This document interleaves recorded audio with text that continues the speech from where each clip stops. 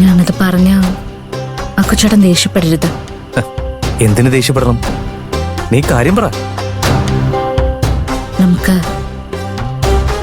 ഇവിടുന്ന് മാറി താമസിക്കാം.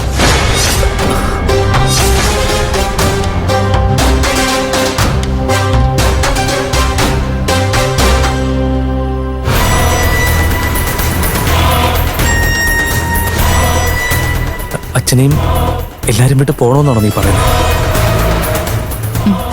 അതെ, നമ്മുടെ മുന്നിൽ അതേ ഒരു പോംവഴിയുള്ളൂ. അക്കുച്ചേട്ടൻ എന്ത് പറയുന്നു?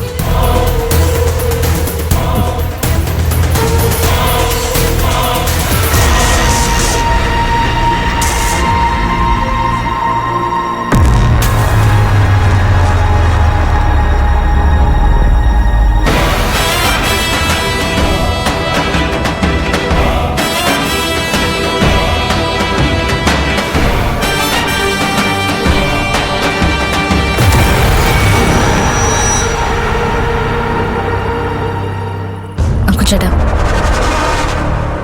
നമ്മളിവിടെ ഉണ്ടെങ്കിലല്ലേ ശ്രേയയ്ക്ക് പ്രതികാരം ചെയ്യാൻ പറ്റൂ. നമ്മളെ കിട്ടാതാവുമ്പോ അവള് വാലും ചുരുട്ടി പോയിക്കോളും, അല്ലേ? ഇല്ലെങ്കിൽ അവളിവിടെ ജീവിക്കണമെങ്കിൽ ജീവിക്കട്ടെ. ശ്രേയെ പേടിച്ച് നമ്മൾ ഇവിടുന്ന് പോണോന്നാണോ? പേടിച്ചു പോകാനല്ല, നമ്മളൊന്ന് മാറി നിൽക്കുന്നു. അത് തന്നെയാണ് ചാരു പേടിച്ചു പോകുന്നതെന്ന് പറയുന്നത്. ശ്രേയയ്ക്ക് ഇവിടെ വഴക്കിടാൻ ആരും ഉണ്ടാവരുത്, അതേ ഞാൻ പറഞ്ഞോളൂ. അക്കുച്ചേട്ടൻ ഞാൻ പറയുന്നത് മനസ്സിലാക്ക്, എന്നിട്ട് അക്കുച്ചേട്ടൻ തീരുമാനം പറ. ഞാൻ ഓക്കെ പറഞ്ഞാലും അച്ഛനത് സംഭവിക്കും തോന്നുന്നുണ്ടോ? ബാലമാമൻ സമ്മതിക്കില്ല, അതുറപ്പാ. പക്ഷേ നമ്മള് മാമനെ പറഞ്ഞ് സമ്മതിപ്പിക്കണം. നിനക്കതിന് പറ്റുമോ? പറ്റുമെന്നാ തോന്നുന്നത്. പറയേണ്ട പോലെ പറഞ്ഞു മനസ്സിലാക്കിയ ബാലമാമൻ സമ്മതിക്കും. അച്ഛൻ സമ്മതിക്കുന്നത് ഉറപ്പാണോ? നാളെ രാവിലെ ബാലമാമനോട് സംസാരിക്കാം.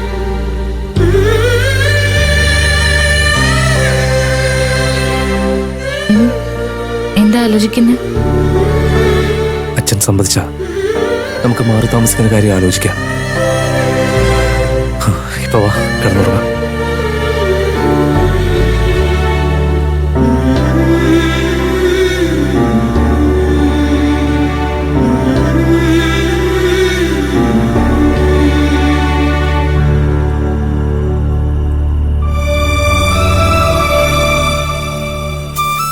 അതെ, ആ റോഡ് മുതല് ഈ വീടിന്റെ ഇങ്ങേ അറ്റം വരെ തോരണങ്ങൾ വേണം.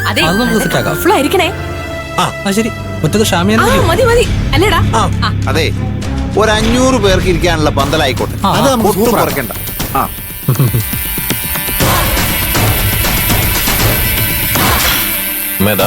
വരുന്നുണ്ട്.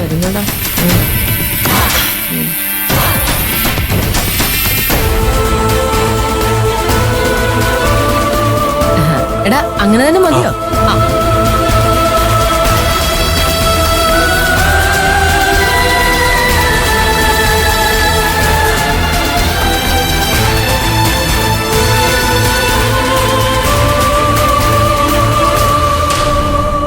ജോഷി പറഞ്ഞ മനസ്സിലായല്ലോ. റോഡ് മുതൽ വീട് വരെ ഫുൾ ഡെക്കറേഷൻ വേണം, ഒരു കുറവും വരാൻ പാടില്ല. സാധാരണ ഹെഡ് മാഷിന്റെ മോന്റെ കല്യാണം പോലല്ല, PWD എഞ്ചിനീയറുടെ കല്യാണം. VIP-കളൊക്കെ വരും, അവരൊക്കെ കാണുമ്പോ ഒരു കുറ്റവും പറയാൻ പാടില്ല. വെറുതെ പന്തലിട്ട് കാശ് കളയണ്ടെന്ന് പറ. കല്യാണം നടക്കാൻ പോകുന്നില്ലല്ലോ. പന്തലിന്റെ കാശെന്ന് പറഞ്ഞ് എന്റെ അടുത്തേക്കൊന്നും വന്നേക്കരുത്.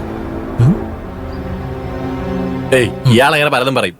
ഈ കല്യാണം ഈ നിൽക്കുന്ന മാഷ് തന്നെ മുമ്പ് ഇത് നടത്തും. കുതിരയ്ക്ക് കൊമ്പ് ഉണക്കാം, കഴുത ചിലപ്പോ പാട്ടും പാടിയേക്കാം, പക്ഷെ ഈ കല്യാണം നടക്കില്ല.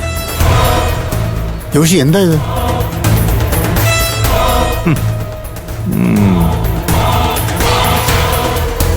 മാഷേ വേണ്ട, അധികം ഊതാൻ വരല്ലേ, കാറ്റ് പോവും.